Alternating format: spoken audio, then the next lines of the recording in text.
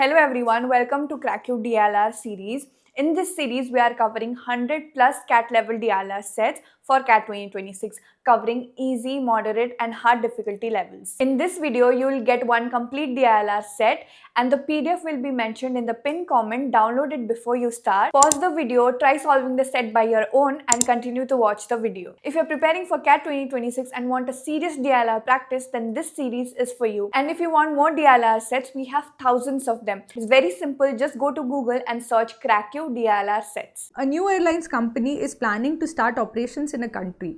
The country has identified 10 different cities which they plan to connect through their network to start with. The flight duration between any pair of cities will be less than 1 hour. To start operations, the company has to decide on a daily schedule. The underlying principle that they are working on is as follows. Any person staying in any of these 10 cities should be able to make a trip to any other city in the morning and should be able to return by the evening of the same day. So this is the basic setup that there are 10 cities and anybody should be able to make a trip in the morning and should be able to come back in the same day in the evening. So if the underlying principle is to be satisfied in such a way that the journey between any two cities can be performed using only direct flights, then the minimum number of direct flights to be scheduled is this. What? So let's first understand what the question is asking. So there are 10 cities and you should be able to go, like suppose there are two cities A and B. So you should be able to go from A to B in the morning and go from B to A in the evening. But you should also be able to go from B to A in the morning and come back from A to B in the evening.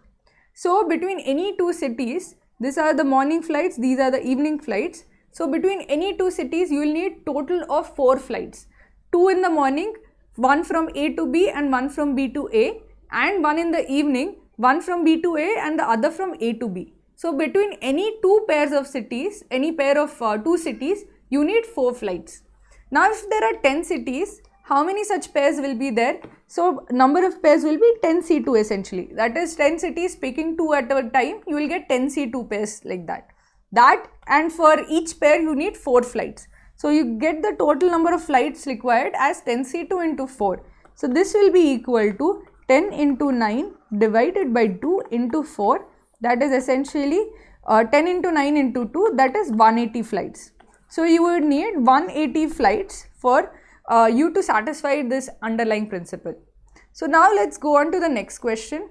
Suppose 3 of the 10 cities are to be developed as hubs. A hub is a city which is connected with every other city by direct flights each way, both in the morning as well as in the evening. The only direct flights which will be scheduled are originating or terminating in one of the hubs.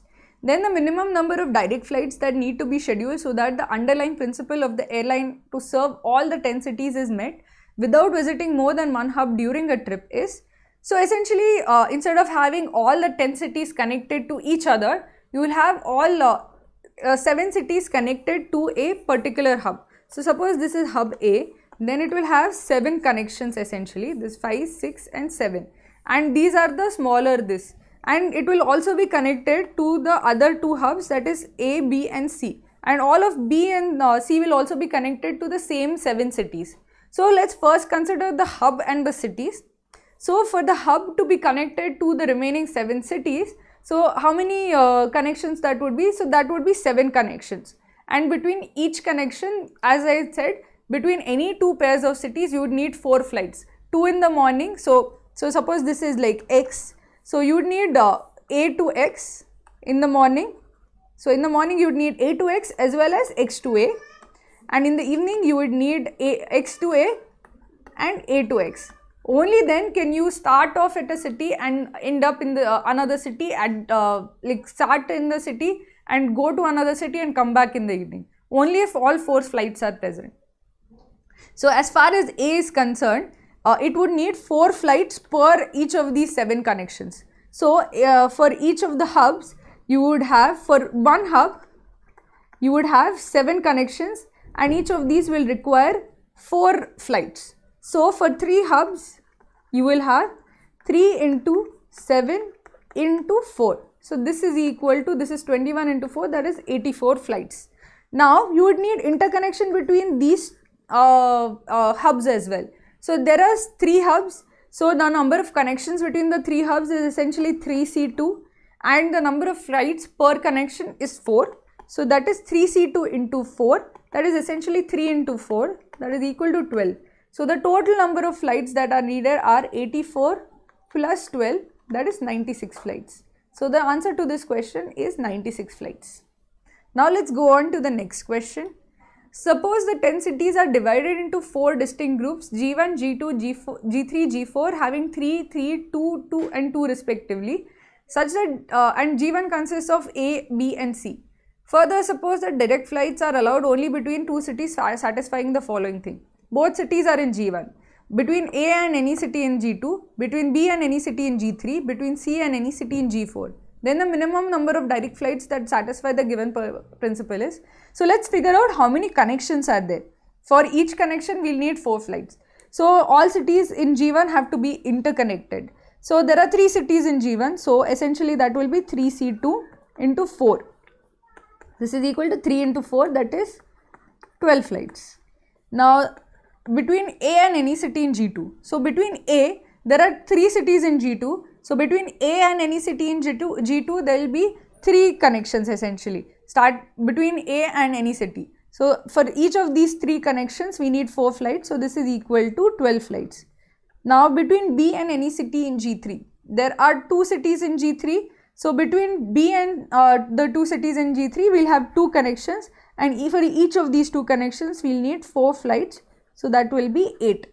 And for between C and any city in G4, there are 2 cities in G4, so there will be 2 connections, and 2 connections into 4, that is 8. So the total number of flights will be 8 plus 8 plus 12, that is 28. 28 plus 12, that is 40 flights. So the answer is the number of direct flights, minimum number of direct flights would be 40 flights. Now let's go on to the next question. Suppose the 10 cities are divided into 4 distinct groups, so essentially the same thing as such. However, due to operational difficulties at A, it was later decided that only the flights that would operate at A would be those to and from B. G2 would have to be assigned to either G3 or to G4. What would be the maximum reduction in the number of flights as compared to the situation before the operational difficulties arose? Now, so if you see that what happened with G2 and G3, so for each city in G2, we had to add 4 flights essentially. So if we transfer all these cities that are there in G2 to G3 or G4, there won't be any change as such, because you would have to add 4 flights to B, from B or from C. So there would be no difference as a result of that. So whether you put all of these G2 cities in G2 to G3 or to G4, for each city in G2, you would have to add 4 flights again. So those flights will be compensated as B to that city or C to that city. The only change that will happen if you don't allow any flight from A1 is if you don't if you allow only flight from A to B, that means you are not allowing. Earlier you had 3C2 into 4, right? Only this part will change, because all the cities of G2 will be added to G3 and G4. This part will remain the same, this part will remain the same. These 12 flights will go to one of these 2. So essentially the 8 plus 8 plus 12 will remain unchanged. The only thing that will change is this 3C2 into 4. So instead of 3C2 into 4, now you would lose the connection between A and C. So only 2 connections will exist between A to B, and A and B, and B and C. So now this will be essentially 2 connections into 4, that is 8. Earlier it was 3C2 into 4, that is 12. So the change would be 12 minus 8, that is 4. Another way to think of it is that if because of operational difficulties at A, it is only allowed to send flights to B, and G2 and G3, G2 is shifted to either G3 or G4. The only change is the flight between A and C. If you are just stopping the flights between A and C, and there were 4 flights between A and C. So the maximum reduction in the number of direct flights as compared to the situation before would be 4 flights. So the answer is 4. So this is how we solve this set. This wasn't a tricky set, a difficult set, but it was slightly tricky. I know a lot of students faltered here because they did not consider the fact that there would have to be two flights, that one in the morning there have to be like A to B and B to A and vice versa. So many students just counted this as that between each connection they'd need two flights, and then they messed up royally, because as you saw in each this we had to multiply by 4. If you multiplied by 2, you'd get the entire set wrong. So this set was not difficult as such, but it was tricky. If you didn't read the question properly, you would get the entire set wrong and you would lose a lot of marks. So always make sure that you read this. As you saw, we didn't take a whole lot of time to solve these kind of questions. So always make sure that the first caselet that is given, the first introductory paragraph, that you read it very carefully. Each sentence has an implication. When the sentence says that somebody should be able to go to and from, that also means that if A can go to B and come back in the evening, somebody has to be able to go from B to A in the morning and come back in the evening. Always think carefully when you are reading the initial paragraph. So as you saw, this was not a difficult set if you did not get that part wrong. Stop wondering which IIMs will call you. Get the most accurate answer. Cracku's IIM Call Predictor analyzes everything, your academics, your work experience weightage, and even the JAB process, all based on the latest RTI data. Know the exact cutoffs and your precise chance in seconds. Ready for clarity? Just Google search Cracku IIM Call Predictor. Your personalized IIM report just is search away.